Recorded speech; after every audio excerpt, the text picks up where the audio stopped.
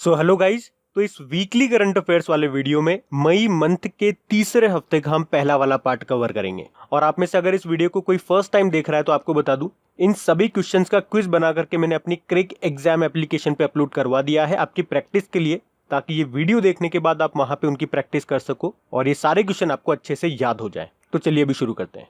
तो पहला प्रश्न है, भारतीय पुरातत्व सर्वेक्षण यानी कि आर्कियोलॉजिकल सर्वे ऑफ इंडिया की नई महानिदेशक यानी कि डायरेक्टर जनरल के रूप में किसे नियुक्त किया गया? तो आंसर होगा वी विद्यावती। ये एक IAAS ऑफिसर है और 12 मई से ये अपना पद संभाल लेंगी। बाकी विश्वनाथ सोमदर की बात करेंगे, ये मेघालय हाईकोर्ट की चीफ जस्टिस बने। दीपांकर दत्त बॉम्बे हाईकोर्ट की चीफ जस्टिस बने हैं और मोहम्मद रफीक ये उड़ीसा हाईकोर्ट की चीफ जस्टिस बने हैं। अभी आपको याद होगा 3 राज्यों के नए चीफ जस्टिस बने हैं, वो यही है, ये आपको याद रखने हैं। बाकी आर्कियोलॉजिकल सर्वे ऑफ इंडिया की बात करेंगे, इसकी स्थापना हुई थी 1861 में, हेडक्वार्टर नई दिल्ली में है और इसके संस्थापक का नाम भी आप याद रखो, अलेक्जेंडर कनिंगम। फिर है किस भारतीय मुक्केबाज को नाडा यानी कि नेशनल एंटी डोपिंग एजेंसी के डिसिप्लिनरी पैनल में दोबारा शामिल किया गया? तो आंसर होगा अखिल कुमार को। डिसिप्लिनरी पैनल मतलब अनुशासन पैनल। एक्चुअली ये इससे पहले भी इसमें रह चुके हैं 2017 से 2019 तक, और अभी फिर से इनको शामिल कर लिया गया इस पैनल में। ये एक इंडियन बॉक्सर है, 2005 में इन्हें अर्जुन अवार्ड भी मिल चुका है। अच्छा, बॉक्सिंग से रिलेटेड कुछ क्वेश्चंस मैं आपको बताता हूँ करंट अफेयर से रिलेटेड।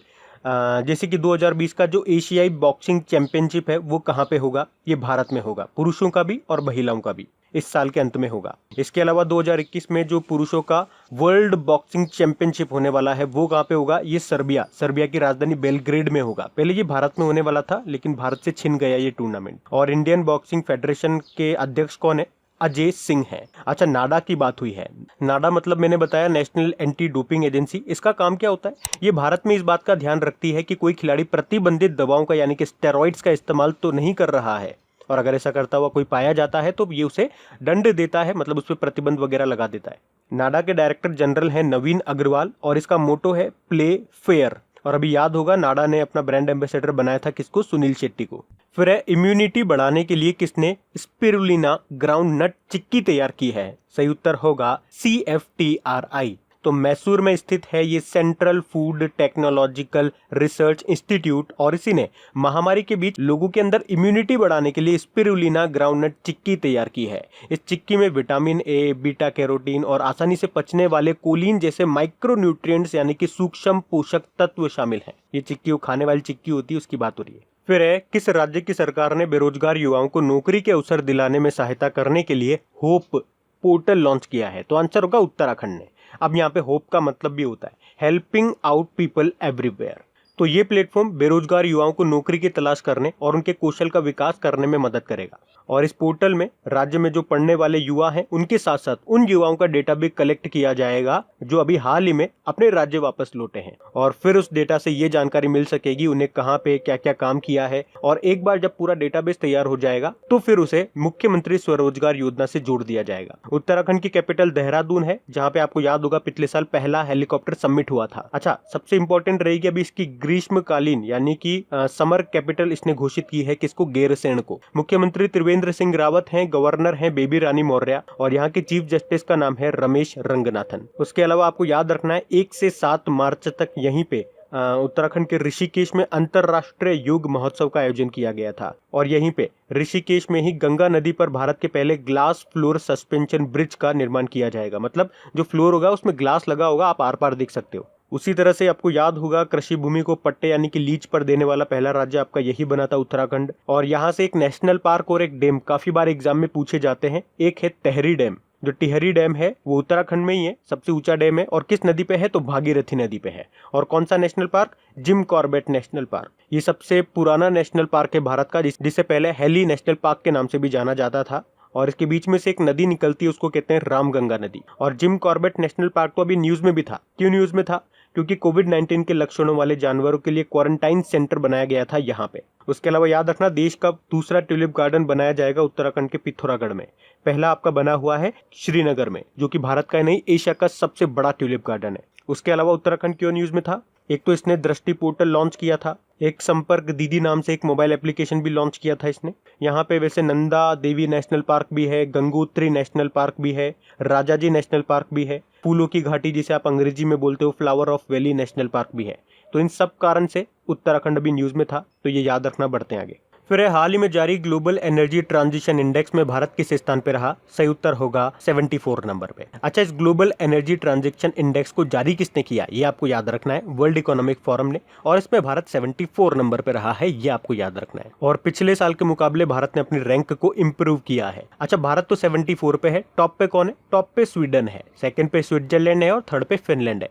आपको टॉप वाला याद रखना है स्वीडन, और भारत की रैंक याद रखनी है 74 है। और याद रख, ये इंडेक्स जारी किसने किया है? वर्ल्ड इकोनॉमिक फोरम ने। अच्छा, एनर्जी से एक रिलेट कर पा रहे हो क्वेश्चन को? अभी इंटरनेशनल एनर्जी एजेंसी की रिपोर्ट आई थी, उसने कहा था कि लॉकडाउन में भारत की ऊर्जा मांग 30% तक घट गई है। बाकी अभी एक इंडेक्स भी पढ़ा था हम लोगों ने, वर्ल्ड प्रेस फ्रीडम इंडेक्स 2020, उसमें भारत की रैंक क्या रही? 142, और उसमें टॉप पे रहा है नॉर्वे। वर्ल्ड इकोनॉमिक फोरम की बात करेंगे, इसकी स्थापना हुई है 1971 में, हेडक्वार्टर है कोलोग्नी स्विट्जरलैंड में, और इसके अध्यक्ष का नाम है क्लॉस स्वेब। अच्छा, यहाँ पे जानबूझ करके मैंने ऑप्शंस को इस तरह से लिखा है कि यहाँ से आपको कुछ मैं रिलेट करा सकूं। जनवरी में हमने पढ़ा था, एक वर्ल्ड इकोनॉमिक फोरम की ही रैंकिंग आई थी, ग्लोबल टैलेंट कॉम्पिटिटिवनेस इंडेक्स, उसमें भारत 72 नंबर पे था, और उसमें टॉप पे था स्विट्जरलैंड। और वर्ल्ड इकोनॉमिक फोरम ने ही ग्लोबल सोशल मोबिलिटी रिपोर्ट 2020 जारी की थी, उसमें भारत 76 नंबर पे था, और उसमें टॉप पे था डेनमार्क। और वर्ल्ड इकोनॉमिक फोरम से और क्या रिलेट कर पा रहे हो? हाँ, अभी दीपिका पादुकोण को क्रिस्टल अवार्ड भी दिया था वर्ल्ड इकोनॉमिक फोरम ने, तो ये भी याद रखना।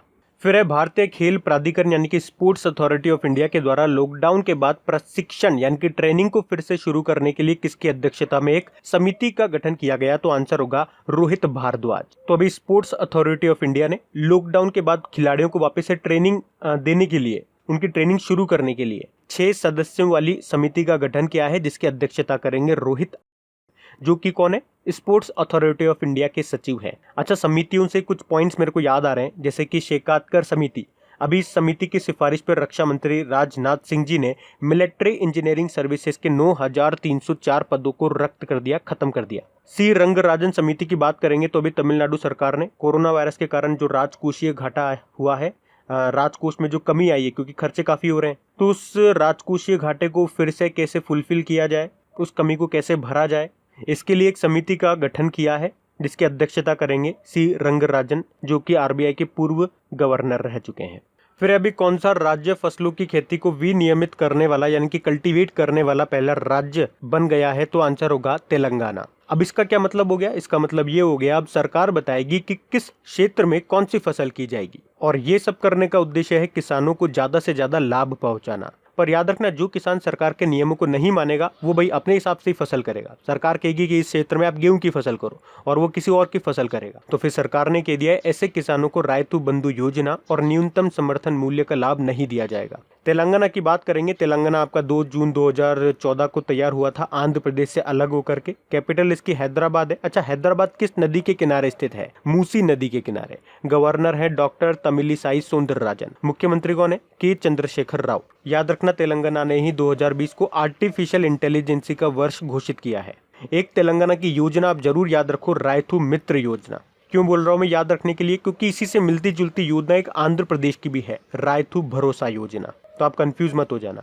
फिर अभी किस राज्य के मुख्यमंत्री ने भारत की पहली hot air sealing machine launch की है? तो आंसर होगा गुजरात। इस हॉट एयर सीलिंग मशीन को आप सिंपल हिंदी में सिलाई मशीन बोल सकते हो। इससे क्या होगा? इससे जो पीपीई किट को और सुरक्षित बनाया जाएगा। एक्चुअली में इस मशीन को यूज करके पीपीई किट बनाते समय सिलाई करने में जो छेद छूट जाते हैं ना, तो वहां से हवा के द्वारा या पानी के थ्रू वायरस पीपीई किट के अंदर घुस सकते हैं। तो वहां पे उन छेदों को बंद करने के लिए एक विशेष प्रकार की टेप का उपयोग करके उससे सील कर दिया जाएगा, उन छेदों को सील कर दिया जाएगा इस हॉट एयर सीलिंग मशीन का यूज करके। इसे बनाया है गुजरात की ही एक मैक पावर कंपनी ने। फिर है WIPO यानी कि वर्ल्ड इंटेलेक्चुअल प्रॉपर्टी ऑर्गेनाइजेशन के अगले महानिदेशक यानी कि डायरेक्टर जनरल के रूप में किसे नियुक्त किया गया? तो आंसर होगा डैरेन टैंग को। ये 1 अक्टूबर 2020 से अपना पद संभालेंगे। ये कहां से हैं? ये सिंगापुर से हैं, और ये पहली बार है जब सिंगापुर का कोई व्यक्ति यूनाइटेड नेशन एजेंसी का नेतृत्व करेगा। अच्छा, वर्ल्ड इंटेलेक्चुअल प्रॉपर्टी ऑर्गेनाइजेशन की बात करेंगे। इसकी स्थापना 1967 में हुई है। हेडक्वार्टर इसका जेनेवा स्विट्जरलैंड में है, और इसके डायरेक्टर जनरल अब बन जाएंगे डैरेन टैंग। अच्छा, एक प्रश्न मैं आप लोगों से पूछता हूँ, आप मुझे बताओ इंटेलेक्चुअल प्रॉपर्टी डे ये हमने कब मनाया था? हिंट दे देता हूँ, अप्रैल के महीने में मनाया था। एक और हिंट दे देता हूँ, जस्ट मलेरिया डे के बाद मनाया था। एक और हिंट दे देता हूँ, जब हमने राष्ट्रीय पंचायती राज दिवस मनाया था तो उसके एक दिन को छोड़ के उसके एक दिन बाद यानी कि तीसरे दिन मनाया था। आप बताओ। बाकी नुपुर कुलश्रेष्ठ की बात करेंगे तो ये इंडियन कोस्ट गार्ड की पहली महिला डीआईजी बनी थी, उप महानिरीक्षक बनी थी। संगीता रेड्डी की बात करेंगे, फिक्की की अध्यक्ष बनी थी ये। और चंद्रिमा शाह ये इंडियन नेशनल साइंस एकेडमी की पहली अध्यक्ष बनी थी।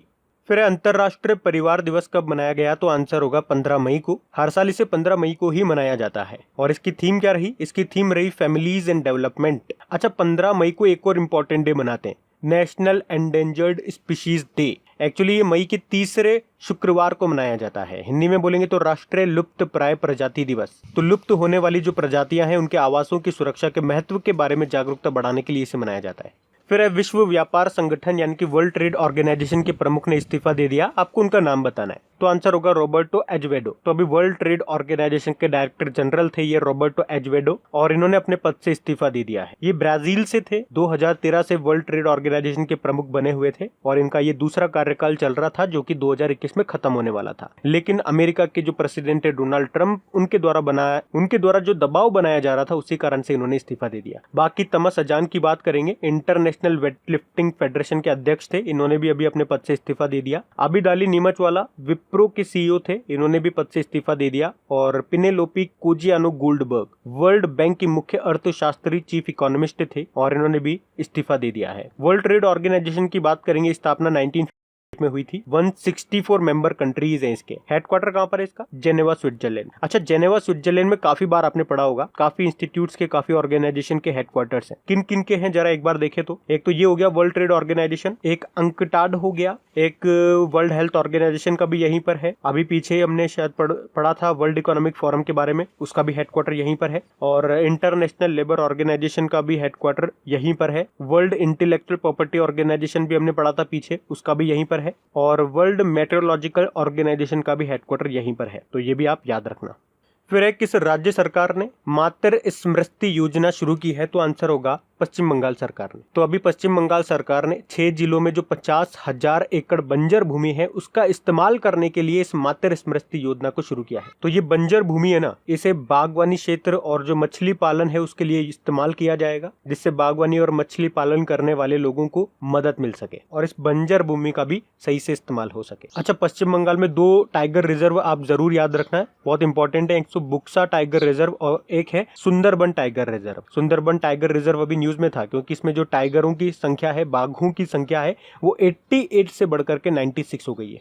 फिर है किसे vice admiral GM. Hiranandani memorial rolling trophy 2020 से सम्मानित किया गया है, तो आंसर होगा अक्षय कुमार को। ये लेफ्टिनेंट कमांडर है अक्षय कुमार और इन्हीं को vice admiral GM. Hiranandani memorial rolling trophy 2020 से सम्मानित किया गया है। इस ट्रॉफी की बात करें तो इस ट्रॉफी को 2013 में युद्ध काल विशेषज्ञता कोर्स यानी कि वॉरफेयर स्पेशलाइजेशन कोर्स के दौरान रणनीति में सर्वश्रेष्ठ प्रदर्शन करने वाले अधिकारियों के लिए शुरू किया गया था। इस ट्रॉफी की शुरुआत दिवंगत ध्वज अधिकारी जी.एम. हीरानंदानी की याद में शुरू किया गया था। बाकी सिद्धार्थ वरदराजन अभी भारतीय पत्रकार हैं ये, और फ्रीडम ऑफ स्पीच अवार्ड मिला था अभी इनको। थंगजाम धबाली सिंह जापान के order of rising sun award से सम्मानित किया गया था। और गीता सेन की बात करेंगे, भारतीय एक्टिविस्ट हैं और डैन डेविड पुरस्कार जीता था इन्होंने। फिर अभी पद्म भूषण प्राप्तकर्ता और प्रोफेसर अजी सुज्जन का निधन हो गया। ये किस देश से थे, तो आंसर होगा बांग्लादेश से। बांग्लादेश के प्रख्यात साहित्यकार, शिक्षाविद और प्रोफेसर थे ये अजी सुज्जन, जिनका भी निधन हो गया है। एक्चुअली इनका जन्म कोलकाता में हुआ था, लेकिन जब भारत का विभाजन हुआ था तो फिर ये बांग्लादेश में चले गए थे। इन्होंने बांग्लादेश साहित्य में महत्वपूर्ण योगदान दिया है और 2014 में भारत के पद्म भूषण सम्मान से भी इनको सम्मानित किया गया था। इसीलिए ये प्रश्न मैंने लिया है क्योंकि ये इंपॉर्टेंट है।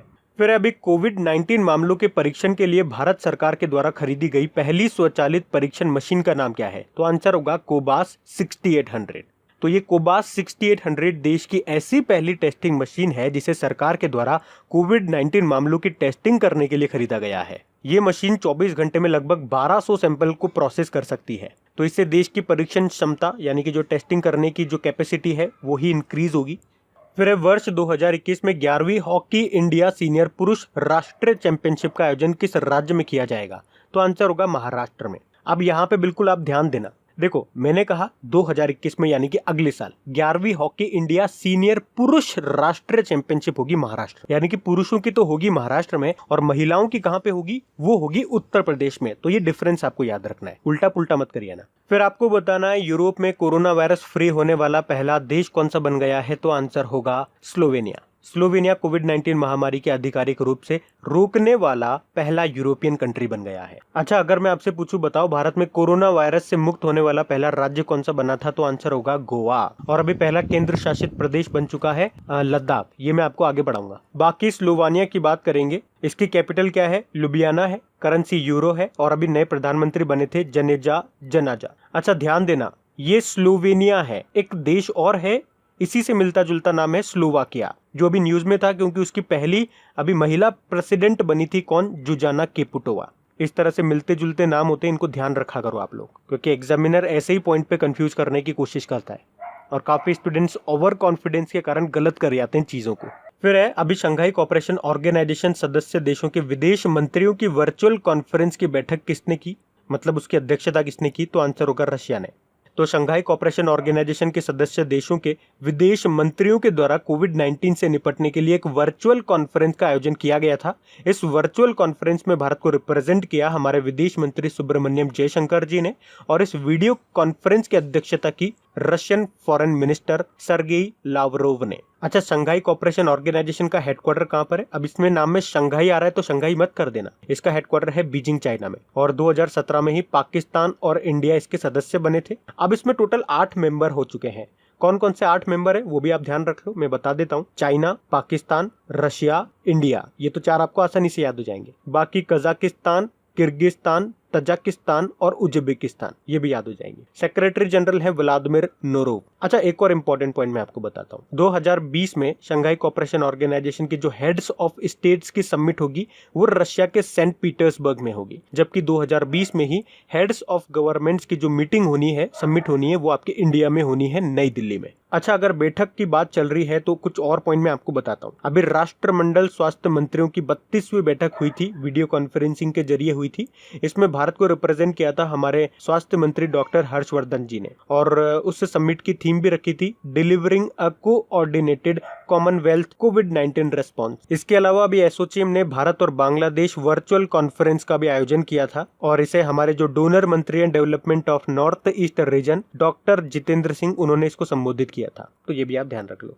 फिर अभी NRAI यानी कि national rifles association of India ने किसे 2020 के लिए राजीव गांधी खेल रत्न सम्मान के लिए नामित किया है, नॉमिनेट किया है, तो आंसर होगा अंजुम मुदगल को। ये राइफल निशानेबाज हैं अंजुम मुदगल और इन्हीं को देश के सर्वोच्च खेल सम्मान राजीव गांधी खेल रत्न पुरस्कार के लिए नॉमिनेट किया है। जबकि कोच जगपाल राणा के नाम की सिफारिश लगातार दूसरे साल द्रोणाचार्य पुरस्कार के लिए की गई है और अर्जुन अवार्ड के लिए चैंपियन पिस्टल शूटर अभिषेक वर्मा, सौरभ चौधरी, मनु भाकर और राइफल शूटर इला वेनिल वाला रिबन के नामों की सिफारिश की गई है। अच्छा, राजीव गांधी खेल रत्न पुरस्कार से आपको याद रखना है, एक तो पहला कब मिला था, ये 1991 में। किसको मिला था, भारत के पहले जो ग्रैंड मास्टर है हमारे विश्वनाथ आनंद, उन्हीं को मिला था। अच्छा, अभी विश्वनाथ आनंद जी की ऑटोबायोग्राफी आई थी, उसका नाम क्या है, माइंड मास्टर। और अभी 2019 का राजीव गांधी खेल रत्न पुरस्कार मिला था 2 जनों को, दीपा मलिक को और बजरंग पुनिया को। ये दोनों हरियाणा से हैं। दीपा मलिक तो पैरा एथलीट है, शॉर्ट पुटर गेम खेलती हैं ये, लेकिन अभी इन्होंने संन्यास ले लिया है, ये भी याद रखो।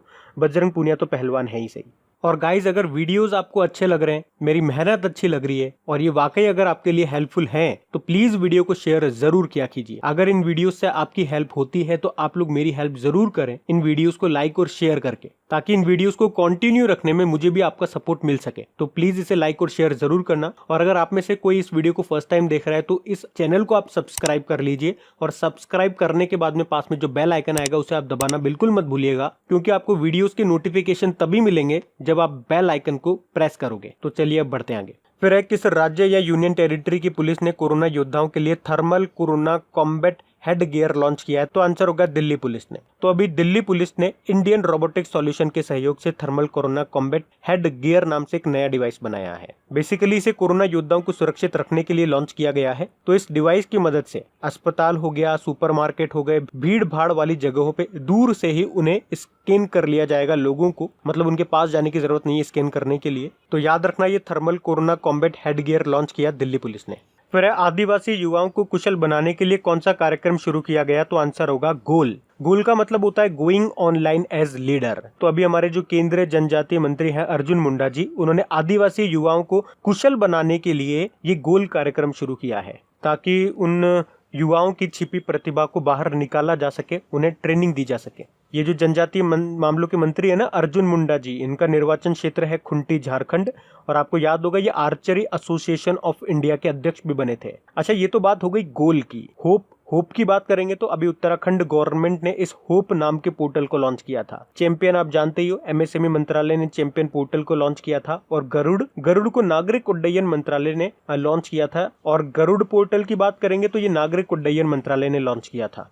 फिर अभी रक्षा मंत्री राजनाथ सिंह जी ने किस नाम से भारतीय तटरक्षक बल के एक जहाज को कमीशन किया है? तो आंसर होगा सचेत। तो हमारे जो रक्षा मंत्री हैं राजनाथ सिंह जी, इन्होंने वीडियो कॉन्फ्रेंसिंग के जरिए गोवा में भारतीय तटरक्षक बल के एक जहाज जिसका नाम है सचेत, इसके अलावा 2 इंटरसेप्टर बोट जिनके नाम है C450 और C451, इनको कमीशन किया है। और ये भारतीय तटरक्षक बल के इतिहास में पहला मौका है जब किसी तटरक्षक जहाज को डिजिटल माध्यम से कमीशन किया गया। भाई वीडियो कॉन्फ्रेंसिंग के जरिए किया गया ना ये सब, अभी कोरोना वायरस के कारण, इसलिए ऐसा बोला जा रहा है। अच्छा, एक और क्वेश्चन बताता हूँ अभी यहीं से आपको। अभी INLCU L57 जहाज को भारतीय नौसेना में कमीशन किया गया है। इस जहाज को garden rich ship builders and engineers Kolkata ने बनाया है और ये भारतीय नौसेना में शामिल होने वाला 7वां लैंडिंग क्राफ्ट यूटिलिटी जहाज है। बाकी जलस्वा और मगर, इसकी बात करेंगे तो अभी ये न्यूज में थे दोनों जहाज। अभी भारतीय सेना ने मालदीव में जो भारतीय फंसे हुए हैं उनको वापस लाने के लिए समुद्र सेतु अभियान शुरू किया था, उसमें इन 2 जहाजों को भेजा गया था।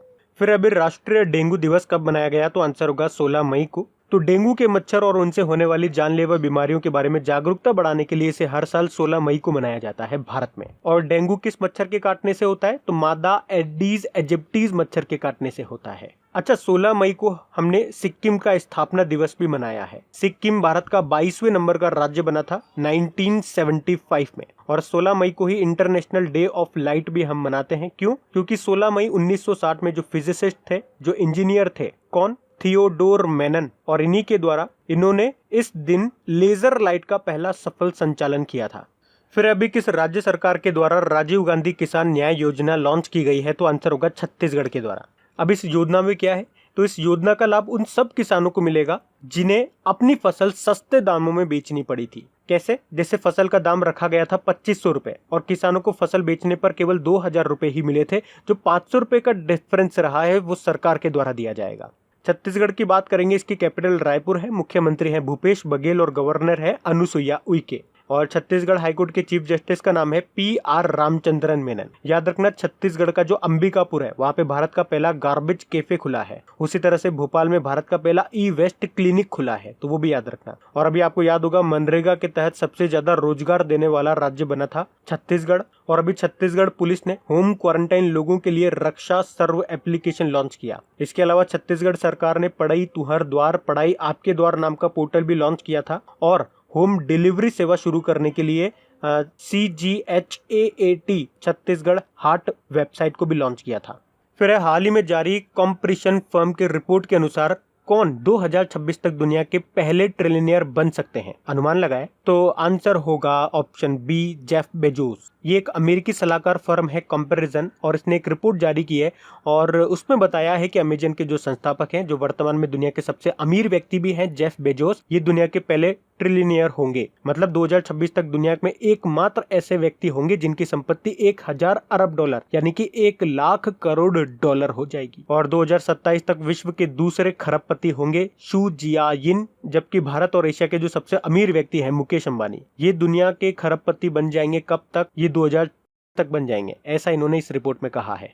फिर है वर्ल्ड इकोनॉमिक फोरम के अनुसार 40 वर्षों के बाद पहली बार किस देश का कार्बन डाइऑक्साइड उत्सर्जन गिरा है? तो आंसर होगा भारत का। अभी वर्ल्ड इकोनॉमिक फोरम ने एक डेटा जारी किया है और उसमें बताया है कि भारत का कार्बन डाइऑक्साइड उत्सर्जन 40 सालों में पहली बार गिर गया है, यानी कि कम हो गया है। वित्त वर्ष 2019-20 में उत्सर्जन में 1% की गिरावट आई थी लगभग, और अभी मार्च महीने में उत्सर्जन में 15% की गिरावट आई है। और बताया है कि अप्रैल में इसमें 30% गिरने की उम्मीद है। और इस महामारी ने बिजली की डिमांड में कटौती की है, जिससे कोयले की खपत में भी कमी आई है। फिर है फियर ऑफ गॉड नाम की बुक को अभी रिलीज किया गया है, आपको बताना है इसके लेखक कौन है। तो आंसर होगा वधान। अभी वधान ने अपनी नई बुक लिखी है जिसका नाम है फियर ऑफ गॉड। वधान का जो असली नाम है वो है बोम्बदेवरा साई चंद्रवदन और ये इनकी तीसरी किताब है। इनसे पहले इनकी 2 किताबें कौन कौन सी आई थी, एक तो अग्निपुत्र व्हेन अग्नि फर्स्ट स्पोक और एक शत्रु। बाकी सुधा मूर्ति को आप जानते ही हो, इन्फोसिस फाउंडेशन के चेयरपर्सन है। और how the onion got its layer नाम की बुक लिखी थी इन्होंने। वी कृष्ण स्वामी, बड़ा इंपॉर्टेंट नाम है, इन्होंने पीवी सिंधु के ऊपर बुक लिखी थी shuttling to the top the story of PV Sindhu. Dharmendra Rai, इन्होंने बुक लिखी थी the thin mind map book. फिर है अभी विश्व दूर संचार व सामाजिक सूचना दिवस यानी कि world telecommunication and information society day कब मनाया गया, तो आंसर होगा 17 मई को। तो हर साल 17 मई को मनाया जाता है ये world telecommunication and information society day.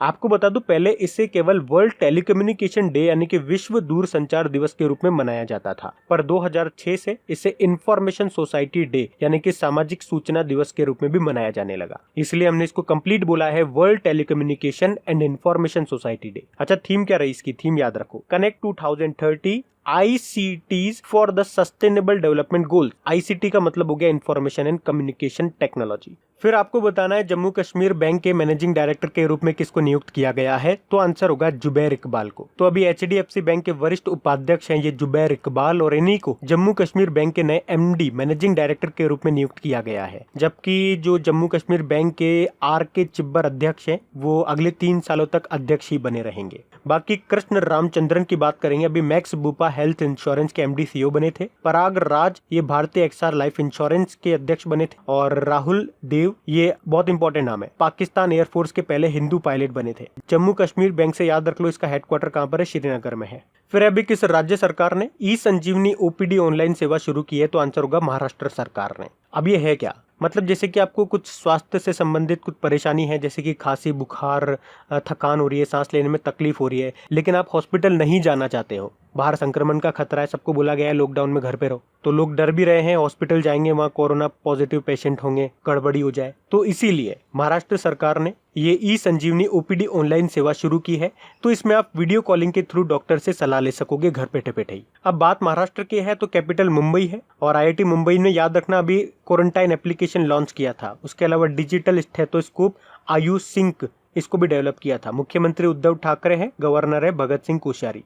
फिर इजराइल के प्रधानमंत्री फिर से कौन बन गए हैं, तो आंसर होगा बेंजामिन नेतन्याहू। याद रखना बेंजामिन नेतन्याहू ये 5वीं बार इजराइल के प्रधानमंत्री बने हैं, या यूं कह दूं कि ये लगातार 4थी बार इजराइल के प्रधानमंत्री बन गए हैं। इनकी पार्टी का नाम क्या है, इनकी पार्टी का नाम है लिकुड पार्टी। एक्चुअली में बेंजामिन नेतन्याहू की जो लिकुड पार्टी है और इनका जो विपक्षी दल के नेता है गांच, उनकी पार्टी का नाम है ब्लू एंड व्हाइट पार्टी। इन दोनों ने मिल करके ये सरकार बनाई है और इसमें ये फैसला लिया है कि 18 महीने तो बेंजामिन नेतन्याहू प्रधानमंत्री रहेंगे और इनके बाद 18 महीनों के लिए जो विपक्षी दल के नेता हैं गांच वो बनेंगे इजराइल के प्रधानमंत्री। बाकी मुस्तफा अल कदीमी ये अभी इराक के नए प्रधानमंत्री बने थे और मोहिउद्दीन यासीन ये मलेशिया के नए प्रधानमंत्री बने थे और सेबेस्टियन कुर्ज ये ऑस्ट्रिया के नए चांसलर बने थे। इजराइल की बात कर लेते हैं, इसकी कैपिटल जेरूसलम है, करेंसी है इजरायली न्यू शेकेल। प्रधानमंत्री तो अभी ये बन गए हैं बेंजामिन नेतन्याहू। अच्छा, अभी आपको याद होगा इजराइल में एक रोड यानी कि एक स्ट्रीट का नाम जिसका नाम था तेल अवीव, उस स्ट्रीट का नाम अब टेगोर स्ट्रीट कर दिया गया है, तो ये नाम भी याद रखना।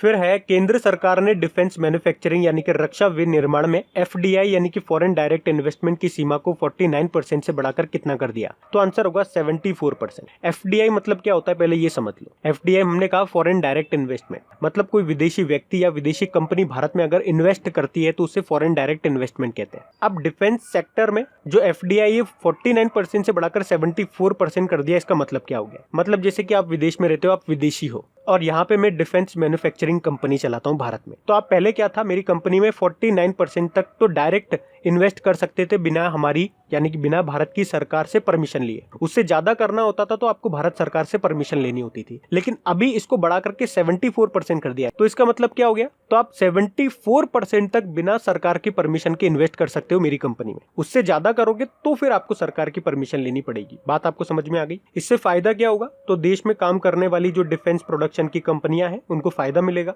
इसके अलावा कुछ और पॉइंट्स मैं आपको बता दूं तो अभी 50 कोल ब्लॉक प्राइवेट सेक्टर्स को मिलेंगे, और जो प्राइवेट सेक्टर कंपनियां होंगी जिनको कोल ब्लॉक मिलेंगे वो सरकार को रेवेन्यू में हिस्सा देंगी। उसके अलावा अंतरिक्ष सेक्टर में भी प्राइवेट कंपनियों को मौका मिलेगा, और एयर स्पेस की बात कर लें तो उसके इस्तेमाल पर पाबंदियों को हटा दिया जाएगा और 6 एयरपोर्ट्स की नीलामी की जाएगी। इसके अलावा एक और पॉइंट बता दूं मैं आपको जो इम्पोर्टेंट है, अभी जो हमारे केंद्र शासित प्रदेश हैं उनमें जो बिजली वितरण यानी कि इलेक्ट्रिसिटी डिस्ट्रीब्यूशन का काम होता है, अब वो काम निजी कंपनियों को दे दिया जाएगा। वैसे दिल्ली में तो अभी तक इलेक्ट्रिसिटी डिस्ट्रीब्यूशन का काम प्राइवेट कंपनी के पास ही था, लेकिन अब उसके अलावा जो भी यूनियन टेरिटरीज हैं सब में प्राइवेट सेक्टर्स को काम दे दिया जाएगा।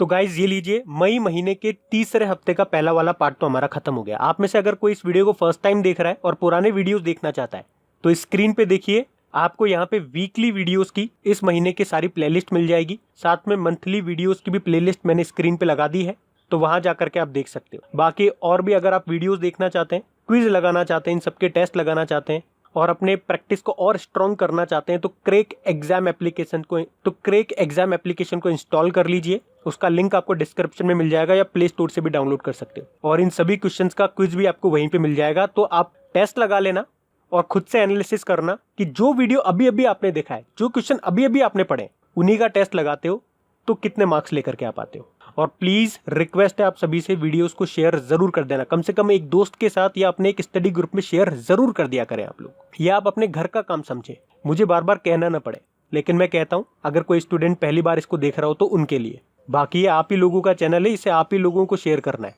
कोई बाहर वाला नहीं आएगा मदद करने के लिए। Thank you guys.